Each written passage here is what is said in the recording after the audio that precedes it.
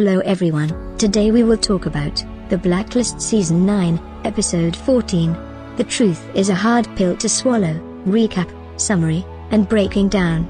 This week's Blacklist was filled with so many unexpected twists. From the blacklisters' crimes to those done by the victims, to learning just how far Senator Panabaker, Deirdre Lovejoy, is willing to go for her family, it was a lot to unpack.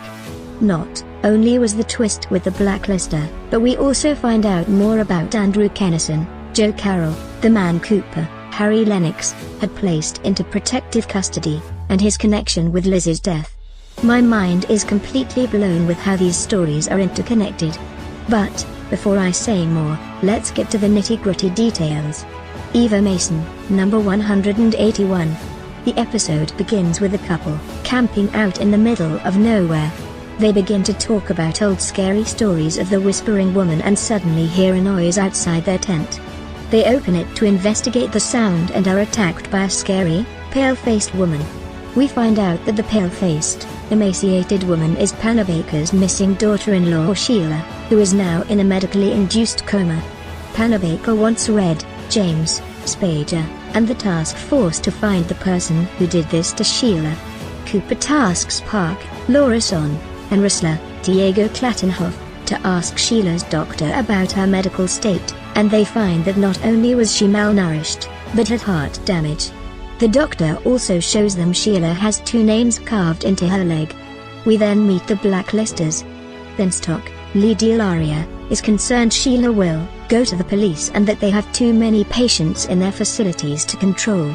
Eva Mason, Stephanie Kurtzuber, ignores her, and hands Binstock a file about their new victim, a little girl named Sarah. James Spader as Raymond Red Reddington credit, Zach Dilgard, NBC. We then see Sarah in a medical bed watching TV at home. She begins to have a seizure and is taken to the hospital. Outside of Sarah's house, Eva is watching them from afar. She tells Binstock that they'll make their move tonight.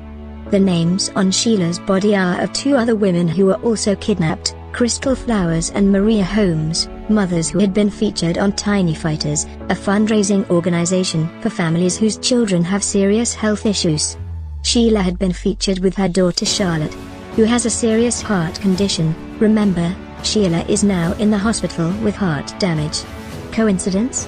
Aram discovers Crystal, Maria and Sheila were all abducted within a week of being featured on Tiny Fighters, and after checking on recently profiled mothers, finds Sarah's mother, Mary, Katie Finneran, on the list. The task force heads to the hospital after being told Mary and Sarah were there. But Eva arrives first, and attempts to kidnap Mary with an anesthesia gun.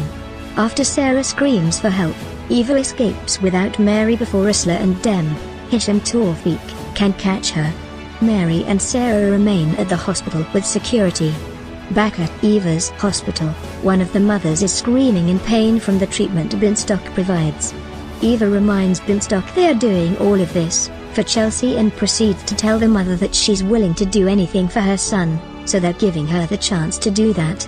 Aram, Amir Arison, found nothing from the hospital footage or the prints from the anesthesia gun left behind, but finds that the gun can only be found on the black market. Red identifies their manufacturer and locates where the device had been sent. Rissler and Demp find the hospital filled with the missing mothers with dolls next to their heads. Binstock attacks Rissler but is stopped by Demp. Back at the post office, Cooper tells Panabaker that the mothers were given medical treatment that mimicked the symptoms of their sick children. Binstock refuses to talk, so Panabaker asks Red to use his methods.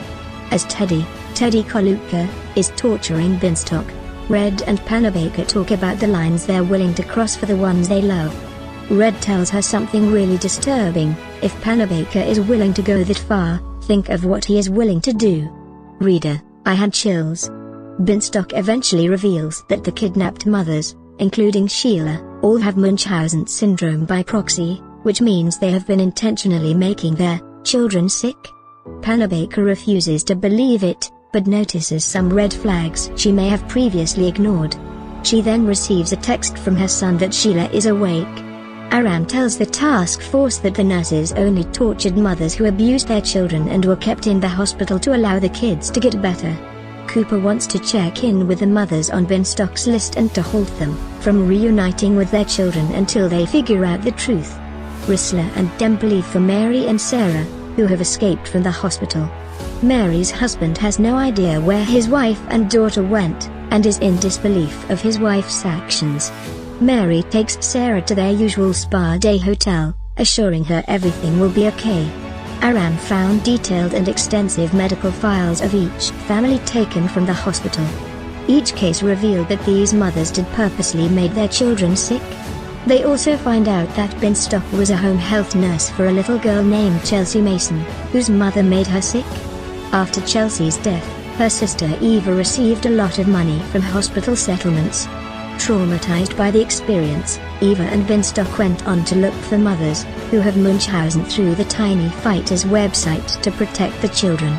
We see that Eva has tracked Mary and Sarah to the hotel, with the task force close behind. At the hotel, as Mary goes to get ice, Eva visits Sarah, telling her the truth about her mother and her illness. Mary returns, and Eva pulls a gun on her, telling her that Sarah needs to go to the hospital. Seeing a gun in her mother's purse, Sarah pulls it on Eva. Just then, Dem and Rissler come in with their guns out. Dem tells Eva they know about Chelsea and that the mothers will be stopped.